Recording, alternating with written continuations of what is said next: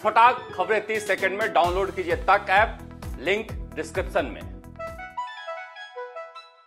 दिल के फफोले जल उठे सीने के दाग से, घर को आग लग गई घर के चिराग से। आग क्या लग गई, राजस्थान का बेरोजगार नौजवान उसमें स्वाहा ही हो रहा है। देखिए किस तरह से राज सितम ढा रहा है। ये आग कौन लगा रहा है? ये आग लगा रहे हैं सत्ता में बैठे हुए लोग। पहचानिए इन चेहरों को। ये प्रकाश बागली हैं, प्रकाश बिश्नोई भी कहते हैं इनको, एनएसयूआई के महासचिव हैं। गिरफ्तार किए गए हैं पेपर आउट करने के आरोप में। इस तरह की तस्वीरें पता नहीं कितनी सच्ची है या झूठी हैं, मगर सोशल मीडिया में वायरल हो रही हैं। और वायरल इसलिए हो रही हैं कि एनएसयूआई के प्रदेश सचिव हैं, महासचिव हैं, जो पेपर लीक प्रकरण में गिरफ्तार हुए हैं सिरोही में। ग्राम विकास अधिकारी की परीक्षा 2 दिन से चल रही थी और जनाब 15 लाख रुपए में पेपर आउट करा रहे थे। घर को आग लग गई घर के चिराग से इसलिए कह रहा हूं कि ये चिराग ही हैं कांग्रेस पार्टी के पदाधिकारी हैं, जिनको कल तक प्रशिक्षण दिया जा रहा था और रात को यह पेपर आउट कर रहे हैं। इसके पहले भी जो रीट की परीक्षा में पेपर आउट हुए थे, तार कांग्रेस के पदाधिकारियों तक गए थे, मगर स्पेशल ऑपरेशन ग्रुप एसओजी नाम की संस्था ने उनसे पूछताछ तक नहीं की और रीट पेपर लीक की जांच करीब करीब बंद कर दी गई है। बत्तीलाल का क्या हुआ, जेल से बाहर आया या जेल में है, किसी को फर्क नहीं पड़ता। भजन लाल कहां गायब हो गया, सरकार को सब पता है। इसलिए पता है कि इतने लंबे समय तक वह फरार नहीं हो सकता और उसी इलाके के लोग फिर से एक बार इस तरह से पेपर आउट करने के गिरोह में शामिल नहीं हो सकते अगर सरकार की शह नहीं है। एनएसयूआई का अगर महासचिव है तो 24 घंटे से ऊपर हो गए, कार्रवाई क्यों नहीं हो रही है? रीट परीक्षा में जो पेपर लीक हुआ था, उस मामले में सरकार ने क्या क्या कार्रवाई की है यह जनता के सामने क्यों नहीं रख रही है? क्योंकि बार बार सरकार डंके की चोट पर कह रही थी कि दोषियों को बख्शा नहीं जाएगा। यहां तो इनाम मिल रहा है, यह इनाम नहीं तो क्या है कि पुलिस उन्हें पकड़ने नहीं जा रही है। आनन फानन में रिजल्ट जारी कर दिया मगर जांच पूरी नहीं की। इससे पहले भी एसआई परीक्षा में भी पेपर आउट हुआ था। व्हाट्सएप पर सबके पास पेपर पहुंच गए थे, सिवाय कि सरकार इसे कबूल नहीं रही है और जांच के नाम पर जांच को बंद कर दी गई है।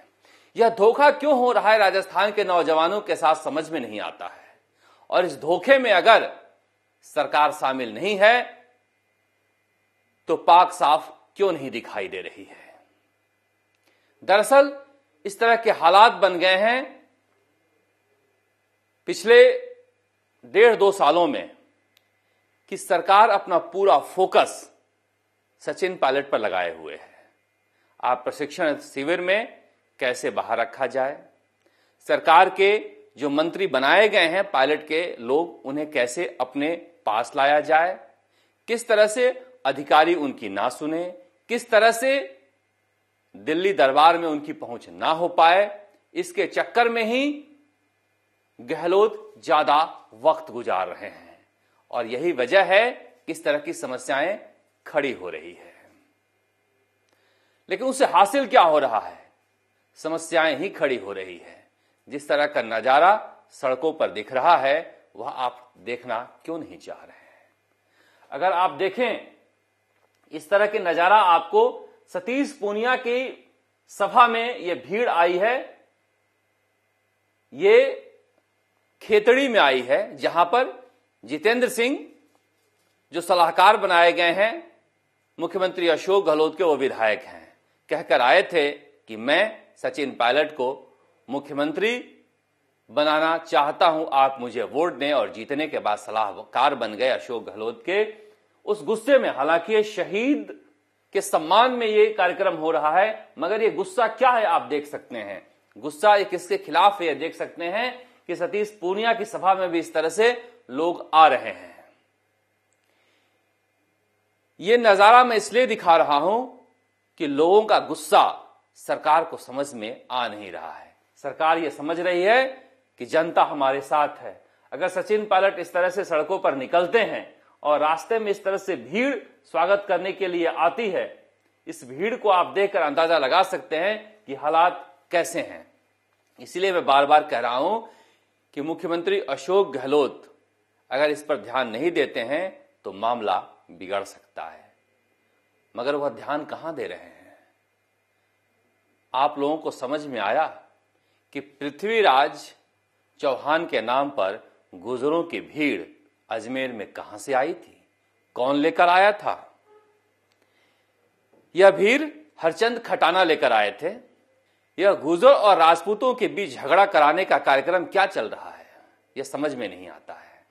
यह कोई सामाजिक कार्यक्रम नहीं है और पृथ्वीराज चौहान ऐसा मुद्दा नहीं है कि गाड़ियों के शीशे गुजर वहां जाकर तोड़ दें, यह कहने के लिए कि पृथ्वीराज चौहान गुजर थे।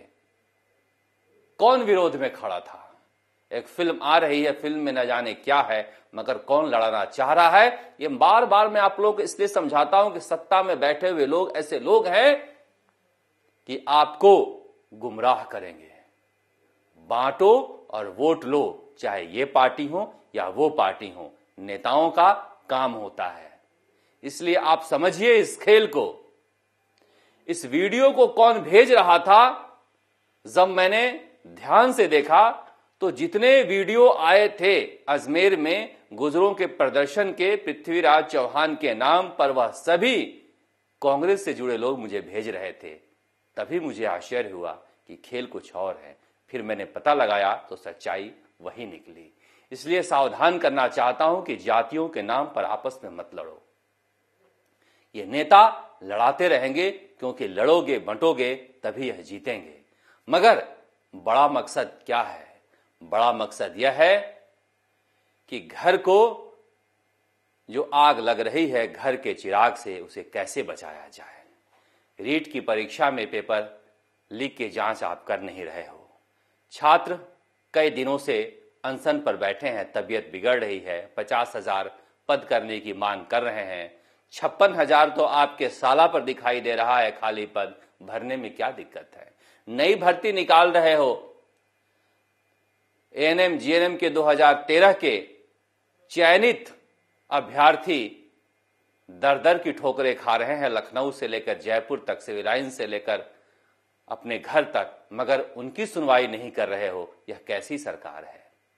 आप केवल उन्हीं लोगों की सुनवाई करोगे जो आपके वोट बैंक हैं, जो आपको वोट दे सकते हैं। तो फिर यह समझिए कि वोट के समय चोट हो जाएगी। चोट इसलिए हो जाएगी कि जब आप कहते हैं कि कोरोना में केवल 8,500 लोग मरे हैं, और जब बार बार मुख्यमंत्री अशोक गहलोत यह कहते हैं, तो राजस्थान की जनता सच का सामना करती है। और सच यह है कि बगल में खड़े गोविंद सिंह डोटासरा से पूछ लीजिए, उनके जिले सीकर में भी इससे ज्यादा लोग मरे थे। जो आरके सारा है, जिनको आपने ठेका दे रखा है मोक्षधाम का, उनसे पूछ लीजिए। कोरोना प्रोटोकॉल के तहत आपके नगर निगम में अकेले जयपुर में 15,000 से ज्यादा 100 के दाह संस्कार किए हैं, और आप कह रहे हैं कि हमने मुआवजा दे दिया। 8,500 के आसपास ही मरे थे। यह झूठ जब तक आप बोलते रहोगे, अपने आप से बोलते रहोगे, और जनता इस झूठ के जरिए आपके सच का सामना करती रहेगी। जितनी बार आप बोलोगे, लोगों में गुस्सा उतना ज्यादा होगा। इसलिए मैं कह रहा हूं कि बार बार सियासत छोड़िए।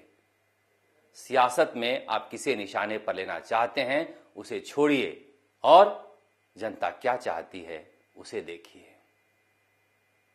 पूर्वी राजस्थान का यह नजारा मैं आपको इसलिए दिखा रहा था सचिन पायलट का, कि पूर्वी राजस्थान में जिस तरह से सचिन पायलट को लेकर लोगों में क्रेज है, उस क्रेज से बीजेपी निश्चित रूप से डरी हुई है। और यही डर है कि वसुंधरा राजे वहां गई थी, और अब भरतपुर में प्रदेश कार्य समिति की बैठक हो रही है, मगर बैठक में डॉक्टर किरोड़ी लाल मीणा को नहीं बुलाया गया है, जो पूर्वी राजस्थान में लंबे समय से बीजेपी के लिए राजनीति करते रहे हैं। वहां भी कम राजनीति नहीं हो रही है। जिस तरह की राजनीति कांग्रेस में हो रही है, इसी तरह की राजनीति बीजेपी में भी हो रही है। पूर्वी राजस्थान में लगता है बीजेपी को कि कई जातियों की नाराजगी का फायदा हम उठा सकते हैं, इसलिए पूर्वी राजस्थान पर फोकस बीजेपी कर रही है, क्योंकि उन्हें भी लगता है कि कांग्रेस से तो निपट लेंगे, सचिन पायलट की लोकप्रियता का हम क्या करेंगे। इस सवाल का जवाब कांग्रेस और बीजेपी दोनों 2022 में ढूंढेगी और हमें इसका इंतजार रहेगा। राजस्थान तक के लिए जयपुर से शरद कुमार।